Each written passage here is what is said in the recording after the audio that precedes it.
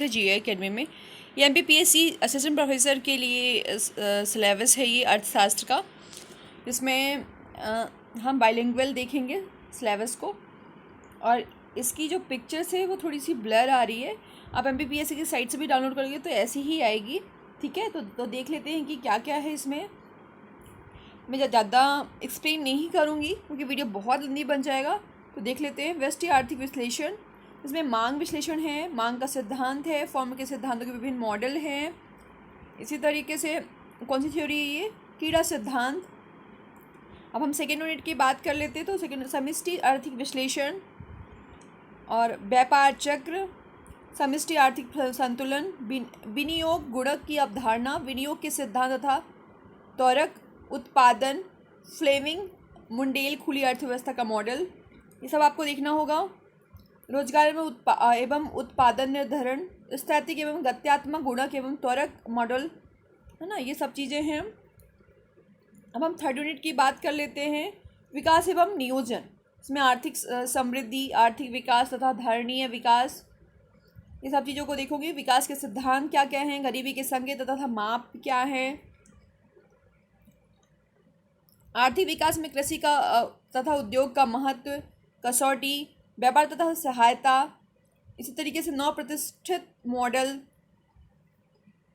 और विकास एवं वृद्धि, संस्था की भूमिका क्या क्या है विकास एवं वृद्धि में।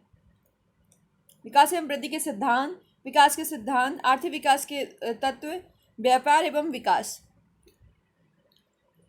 अब हम फोर्थ यूनिट पढ़ लेते हैं, राजस्व। इसमें आर्थिक गतिविधियों में सरकार की भूमिका क्या क्या है, सार्वजनिक बजट, सार्वजनिक व्यय, सार्वजनिक आगम, सार्वजनिक ऋण, राजकोषीय संघवाद, राजकोषीय नीति, करारोपण के सिद्धांत, कर आरोपण के सिद्धांत, सार्वजनिक व्यय के सिद्धांत, सार्वजनिक ऋण का भार, केंद्रीय वित्त, राज्य वित्त, सार्वजनिक ऋण, केंद्रीय राज्य वित्तीय संबंध, मौद्रिक उपागमन तथा भुगतान संतुलन में समायोजन। ये सब इन सब टॉपिक को पढ़ना होगा आपको। क्षेत्रीय गुट, गैर तटीय अवरोधकों के रोपण का राजकीय अर्थशास्त्र, स्तंभ मुद्रा, मुद्री पूर्ति के अव्यय, मुद्रास्फीति। इसी तरीके से मुद्रा एवं पूंजी व्यापार का योगदान, संगठन तथा कार्य, भारतीय रिजर्व बैंक, है ना, उनके नवीन मौद्रिक साख नीतियाँ, मतलब जो भी नई नीतियाँ चल रही हैं, मौद्रिक नीतियाँ, उनको भी देखना होगा आपको। व्यापारिक बैंक एवं सहकारी बैंक, विशिष्ट वित्तीय एवं विनियोग संस्थाएं, गैर बैंक वित्तीय संस्थाएं, क्षेत्रीय ग्रामीण बैंक, मतलब रूरल बैंक की बात की जा रही है, रीजनल रूरल बैंक की बात की जा रही है। फिफ्थ यूनिट की बात कर लेते हैं, तो अंतर्राष्ट्रीय व्यापार, अंतर्राष्ट्रीय व्यापार के सिद्धांत, अपूर्ण प्रतियोगिता में अंतर्राष्ट्रीय व्यापार, भुगतान की शर्तों व आर्थिक समृद्धि, भुगतान संतुलन में संतुलन तथा असंतुलन, तटकार के प्रभाव, आंशिक तथा समान साम्य विश्लेषण, ये सबको देखेंगे आप। इसी तरीके से भारत के अंतर्राष्ट्रीय व्यापार नीति तथा सुधार, विश्व व्यापार तंत्र, वैश्वीकरण, विदेशी विनिमय बाजार का सिद्धांत, व्यापार सुधार एवं उदारीकरण, ये सब आपके इकोनॉमिक्स के सिलेबस में है। 6 यूनिट की बात करें तो भारतीय अर्थव्यवस्था, आधारभूत आर्थिक संकेतक, राष्ट्रीय आय, विभिन्न क्षेत्रों का निष्पादन, कीमतों तथा मुद्रा स्फूर्तियों की प्रवृत्तियाँ, कृषि संस्थागत तकनीकी तथा पक्ष, नई कृषि नीति, उद्योग, नई औद्योगिकी नीति तथा उदारीकरण, अंतर्राष्ट्रीय व्यापार प्रवृत्तियाँ, व्यापार संतुलन तथा व्यापार सुधार, गरीबी, बेरोजगारी, प्रवासन तथा पर्यावरण, अध संरचना को आर्थिक विकास, सामाजिक क्षेत्र, गरीबी एवं भारत में सुधार, महिलाएं, पर्यावरण एवं आर्थिक विकास, ये सब चीज़ें किस में आएंगी, 6 यूनिट में आपने जो देख लिया है। अब इसके बाद 7th यूनिट में सांख्यिकी विधियाँ, इसमें केंद्रीय प्रवृत्ति की माप, ये सभी को आना चाहिए अच्छे से, क्योंकि कहीं ना कहीं से क्वेश्चन ज़्यादा आ सकते हैं। अपरिकीर्ण, विषमता तथा कुदता,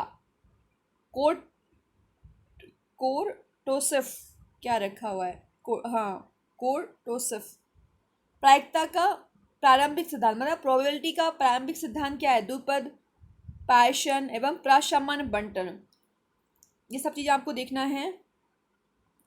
उपभोक्ता व्यवहार, उत्पादन, विभिन्न बाजारों के सिद्धांत, आकलन और समाकलन का प्रयोग, एकल रैखिक समीकरण, OLS की मान्यताएं विशेषताएं, बहुरेखीय प्रतिगमन मॉडल, अर्थशास्त्र में प्रयोग, युगपद समीकरण मॉडल, संरचनात्मक अंतिम स्वरूप, अंतर्जात एवं बाह्यजात चर, अभिनिर्धारण की समस्याएं, ये सब इसी में आएंगी। अब हम 8th यूनिट की बात कर लेते हैं। ये सारा 7th यूनिट की बात हो गई है। अब भारतीय अर्थव्यवस्था में कृषि की भूमिका, कृषि का भाग, कृषि तथा उद्योग में अंतर संबंध, संस्थागत पक्ष, भूमिगत सुधार, हरित क्रांति, तकनीकी पक्ष, ग्रामीण विकास की रणनीतियाँ, भारतीय कृषि में क्षेत्रीय विषमताएं, भारत में सहकारिता आंदोलन, भारतीय कृषि में वृद्धि एवं उत्पादकता की प्रवृत्तियाँ, वितरण करने वाली संस्थाओं का विकास, लागत एवं कीमत निधि, कृषि विपणन एवं शाख, प्रशासन एवं श्रम बाजार की प्रवृत्तियाँ, न्यूनतम मजदूरी अधिनियम, विश्व व्यापार संगठन में धारणीय कृषि विकास, ये सब चीज़ें किस में आएंगी? 8th यूनिट में, जो कि आपने देख लिया है, भारतीय कृषि में सुधार। अब 9th यूनिट की बात कर लेते हैं। तो जनसंख्या में आर्थिक विकास, जनसंख्या विकास एवं पर्यावरण में अंतर संबंध, धारणीय विकास, है ना, और जानकी संक्रमण का सिद्धांत, ये सब चीज़ें 9th यूनिट में है। बहुत कुछ है। परिस्थितिकी संरक्षण हेतु व्यष्टि नियोजन, वाटरशेड, संयुक्त वन प्रबंधन एवं स्व सहायता समूह, पर्यावरण संरक्षण के राज्य की भूमिका, भारत में पर्यावरण कानून की समीक्षा। अब हम 10th यूनिट की बात कर लेते हैं। तो औद्योगिकी संरचना में आर्थिक समृद्धि, औद्योगिक श्रम, आर्थिक सुधार में औद्योगिक वृद्धि, वैश्वीकरण, उदारीकरण, भारतीय औद्योगिक क्षेत्र, ये आएंगे इसमें। अब हम इंग्लिश में देख लेते हैं सिलेबस। ये रहा इंग्लिश में सिलेबस। मैं आपको सिर्फ टिक करती जाऊंगी, आप लोग देखते रहना या कि स्क्रीनशॉट ले लेना। ठीक है, माइक्रो इकोनॉमिक्स एनालिसिस है ये, theory of demand, theory of games ना, 2nd यूनिट है, आप देखते जाओ। 3rd unit development and planning. ये 8th यूनिट थोड़ी सी लेंदी हो गई है, क्या 8th यूनिट नहीं, 3 यूनिट है, हाँ 3rd यूनिट थोड़ी लेंदी है। फिर हम 4th यूनिट की बात करेंगे। तो पब्लिक फाइनेंस में ये सारी चीज़ें आ रही है, WTO, its impact and different sector of economy. 5th unit है इंटरनेशनल इकोनॉमिक्स, इसमें ये सारे टॉपिक्स आ रहे हैं। ग्लोबलाइजेशन, है ना, theory of foreign exchange market. 6th unit है इंडियन इकोनॉमिक। ज़्यादा मैं एक्सप्लेन करूँगी तो वीडियो बहुत लंबी बन जाएगा, इस वजह से आप बस थोड़ा सा आप देखते जाइए। Statistical method, application of differentiation and integral calculation in the theory of the consumer behavior, ये सारा 7th यूनिट का था। अब 8th यूनिट की बात कर लेते हैं। 8th यूनिट में ये सारी चीज़ें हैं। 9th यूनिट में बहुत कुछ है सिलेबस में, जैसा कि आप देख पा रहे होंगे। 10th यूनिट है industrial and structures economic growth, globalisation, liberalisation and Indian industrial sector, ये सब 10th यूनिट में आता है। इसमें इंडस्ट्रियल स्ट्रक्चर ने इकोनॉमिक ग्रोथ, ये वाला पोर्सन पूरा 10th यूनिट में आएगा।